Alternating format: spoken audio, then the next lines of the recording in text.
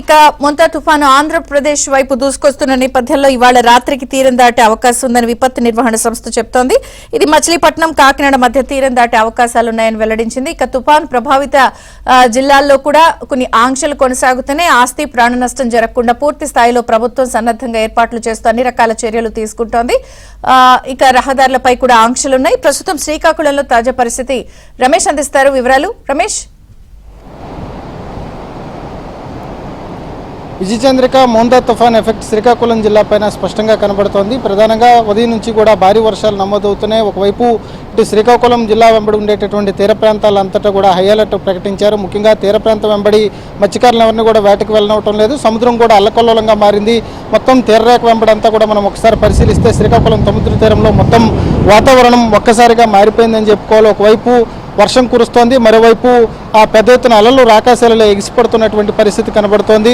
ముఖ్యంగా మనం చూస్తే మొత్తం సముద్రంలో ఉండేటటువంటి వాతావరణం సాధారణ స్థితికి భిన్నంగా కనిపిస్తోంది. తుఫాన్ల సమయంలో ఆ రకమైనటువంటి పరిస్థితి ఉంటుందని చెప్పి స్థానిక మత్స్యకారులు చెప్తున్నారు. ఇదే నేపథ్యంలో సాగర తీరంలో ఉండేటటువంటి మొత్తం ఆ మత్స్యకార గ్రామాలన్నింటిలో కూడా ఇప్పటికే అధికారులు అదేవిధంగా ప్రజాప్రతినిధులు పర్యటిస్తున్నారు. మత్స్యకారులను వేటకు వెళ్లకుండా వారిని ఎప్పటికప్పుడు అలర్ట్ చేస్తున్నారు. ఇప్పటికే 3 రోజుల పాటు సముద్రంలో వేటకు వెళ్ళొద్దని హెచ్చరికలు జారీ చేశారు. దాంతోపాటు గ్రామాల్లో ఇప్పటికే దండోరలు వేయించి అందరినీ కూడా అలర్ట్ చేసినటువంటి పరిస్థితి. మరోవైపు తీరరేఖ వెంబడి ఉండేటటువంటి 11 మండలాల్లో కూడా హై అలర్ట్ కొనసాగుతోంది.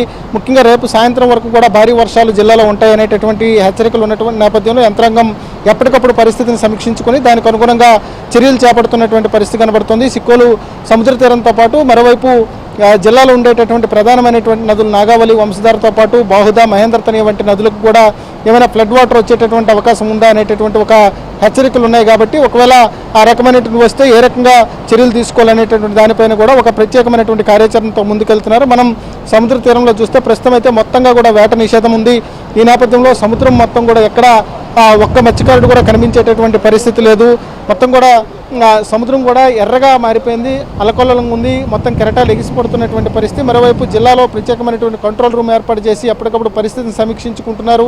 ఉదయం నుంచి కూడా ఎడతెరిపి లేనటువంటి వర్షాలు కురుస్తున్నాయి.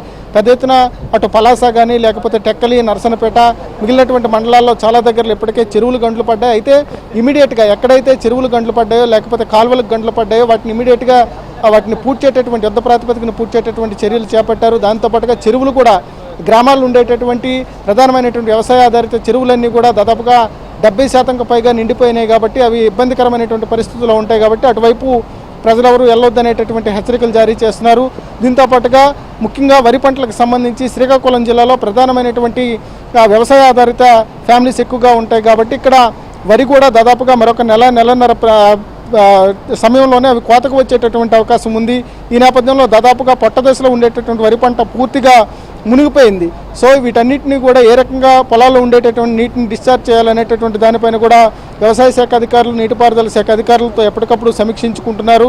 దీంతో పాటుగా జిల్లాకు సంబంధించినటువంటి వ్యవసాయ శాఖ మంత్రి అచ్చెన్నాయుడు, అదేవిధంగా కేంద్ర మంత్రి రామ్మోహన్ నాయుడు జిల్లా ప్రజాప్రతినిధులతోనూ అదేవిధంగా జిల్లాకు సంబంధించినటువంటి అధికారులతోనూ ఎప్పటికప్పుడు సమీక్షిస్తున్నారు. అటు ఆర్టీజీఎస్ నుంచి వస్తున్నటువంటి ఆదేశాలను జిల్లా కలెక్టర్ ఎప్పటికప్పుడు దిగువ స్థాయి అధికారులకు పంపించడం, దాంతోపాటుగా తీర ప్రాంత మండలాల్లో ఎలాంటి చర్యలు తీసుకోవాలనేటటువంటి దానిపై పూర్తి సన్నద్ధతో ఉన్నారు. ఈరోజు రాత్రికి తీరం దాటిన తర్వాత కూడా రేపు సాయంత్రం వరకు జిల్లా పైన దీని ఎఫెక్ట్ తీవ్రంగా ఉంటుంది అనేటటువంటి హెచ్చరికలు ఉన్నాయి. కాబట్టి ఎప్పటికప్పుడు పరిస్థితిని సమీక్షించుకుంటూ సన్నద్ధంగా ఉంటున్నటువంటి పరిస్థితి కనబడుతుంది. మరోవైపు ఎన్డీఆర్ఎఫ్ టీంలు కూడా సిద్ధంగా ఉన్నాయి. ఎందుకంటే లోతట్టు ప్రాంతాల్లో ఎప్పుడైనా ఏదైనా విపత్కరమైనటువంటి పరిస్థితి వస్తే దాన్ని ఏ రకంగా ఎదుర్కోవాలనేటటువంటి దానిపైన కూడా సన్నద్ధంగా ఉన్నారు. మొత్తానికైతే జిల్లాలో వర్షాలు పెద్ద ఎత్తున కురుస్తున్నాయి తప్ప ఇప్పటివరకు ఎలాంటి ప్రాణ నష్టం కానీ ఆస్తి నష్టం కానీ ఎలాంటివి కూడా రికార్డు కాలేదు. సో అధికారులు కొంతవరకు ఊపిరి పీల్చుకున్నారు. ముందుగా ప్రభుత్వం తీసుకున్నటువంటి చర్యలు కానీ అధికారులు చేసినటువంటి అప్రమత్తత కానీ ఈ నేపథ్యంలోనే ఇప్పటివరకు అలాంటి ఇబ్బందికరమైన పరిస్థితులు ఏవి తలెత్తలేదు అనేటటువంటి భావన వ్యక్తమవుతుంది. మొత్తానికైతే